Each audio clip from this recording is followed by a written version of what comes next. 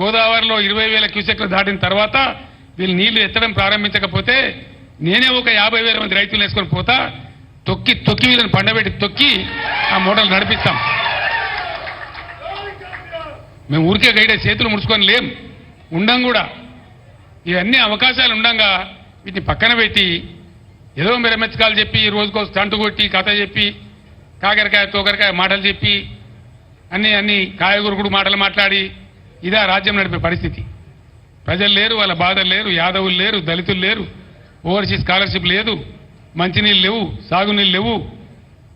అన్నిటిని మించి సిగ్గుపడాల్సిన విషయం ఏంటంటే హైదరాబాద్లో మొత్తం రాష్ట్ర వ్యాప్తంగా పేదలందరి ఇళ్లలో నల్లా ఉండాలనేటువంటి ఒక అద్భుతమైనటువంటి ఆలోచనతో ₹1 ఒకటంటే ఒకటే రూపాయికి మీ ఇందిరమ్మ రాజ్యంలో, మీ కాంగ్రెస్ రాజ్యంలో మీ ముండమోకాలకు ఎన్నడూ ఇయ్యలే మీరు.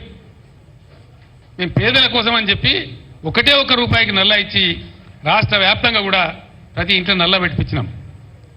పిఎస్పీలు అంటే పబ్లిక్ స్టాండ్ పోస్టులు రోడ్ల మీద లేకుండా చేసినాం. బిందెలు కనబడకుండా చేసినాం రాష్ట్రంలో. ఇలా మళ్ళీ బిందెలు ఎందుకు వస్తున్నాయి? 9 ఏళ్ళు నడిచిన కరెంటు నడిపే తెలివి లేదు మీకు. 6 ఏళ్ళు బ్రహ్మాండంగా నడిచినటువంటి మిషన్ భగీరథ నడిపే తెలివి లేదు మీకు.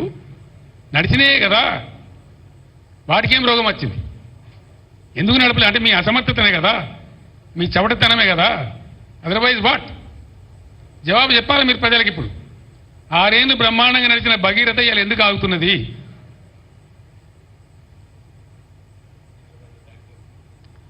హైదరాబాద్లో మళ్ళీ ట్యాంకర్లు ఎందుకు వస్తున్నాయి? ట్యాంకర్లు ఎందుకు కొంటున్నారు ప్రజలు? ఇవాళ ఆ కర్మ ఎందుకు పట్టింది ప్రజలకు? Government must answer. మేము 20,000 లీటర్లకు ఫ్రీ పెట్టినాం హైదరాబాద్లో. హైదరాబాద్ నుంచి వచ్చిన జర్నలిస్టులకు మీకు కూడా తెలుసు, 20,000 లీటర్స్ ప్రతి ఇంటికి ఫ్రీ పెట్టినాం. ఇలా బిల్స్ వస్తూ ఉన్నాయి వాటికి ప్రజలకు. ట్యాంకర్లు కొనుక్కోవాలి ఒకటి, ఆ 20,000 లీటర్లు కూడా బిల్స్ వస్తూ ఉన్నాయి.